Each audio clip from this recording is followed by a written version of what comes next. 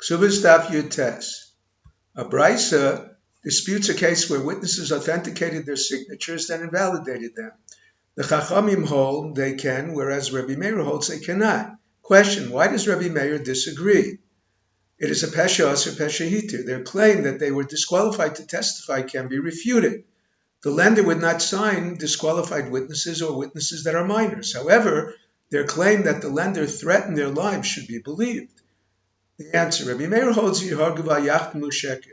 sacrifice your life not to sign a false document. Question: Yeharg Val Yavar applies to three cardinal sins: idolatry, murder, and illicit relations, not false testimony. The answer: Rabbi Meir holds the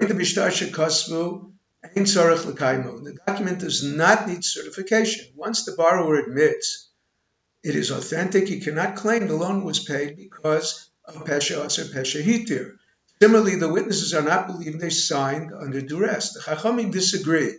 Even though the borrower authenticated the loan document, the lender cannot collect the loan until it is certified. Therefore, the witnesses are believed they signed under duress. The halacha follows the Chachamim. Rabbi Yehuda states that unlike the previous law, one is not believed to claim a loan document with a shtar amona, a document of trust, a document that a borrower wrote in anticipation of a loan and entrusted it with the lender. Rav explained the borrower made the claim. Even though the document was not certified, he is not believed because generally one would not provide a loan document to a lender without receiving the loan. Abai explains it was the lender who made the claim. He is not believed because the document is chav lacheret, detrimental to others. Rabbi Nassan interprets the words in the Torah v'nosan lasher osham lo that a lender's creditor can collect from his borrower. This is referred to Shibud Rav Nassan's claim that the loan document is a shtar amona deprives his creditor from collecting. Rav Ashi explains it was the witnesses who made the claim. Even though their signatures could not be verified independently, they are not believed because the verse in Iyov states, Al tishkon ba'alecha avla. Just as it is an iniquity for the lender to keep such a document in his possession because he may pass on without informing his heirs, it is a shtar amona. Witnesses that signed on a loan document and subsequently claim it was a shtar amona are also not believed. They are not suspect of signing such a document because it is self-incriminating. Nachman holds even if witnesses' signatures cannot be authenticated independently and their testimony is not self-incriminating, in some cases they are not believed. If the signatories testify that it is a shtar amona, they are not believed. It is illegal to give such a document to the lender. His lien on the borrower's properties would begin from its date, not from the actual loan.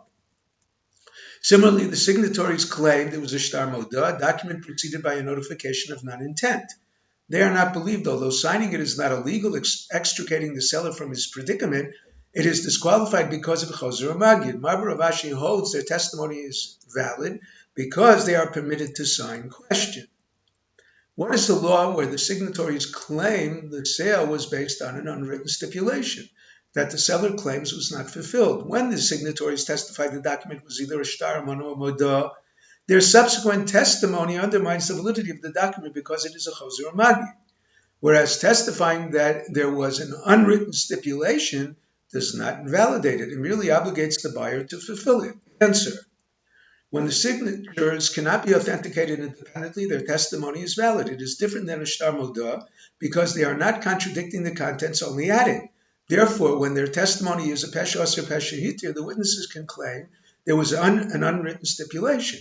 If they claim the debt was repaid, they are believed even without a pesha or pesha hitir because this testimony is unrelated in the testimony in the document. Conclusion: two factors negate confirming a signed document. The witnesses contradict the original testimony or incriminate themselves. If the signatures are independently authenticated, they cannot revise the document by their subsequent testimony. They are believed to claim the loan was repaid.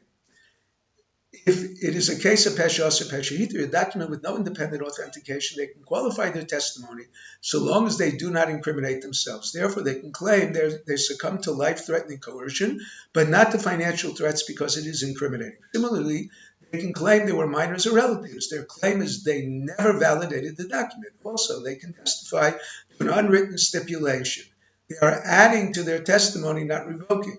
However, for their qualification to be legal, it must be tokadei dibur from their authentication. Pesha will not validate their subsequent oral testimony that it is the shtar amana or shtar moda, because it revokes the validity of the document, and the shtar amana is incriminating as well.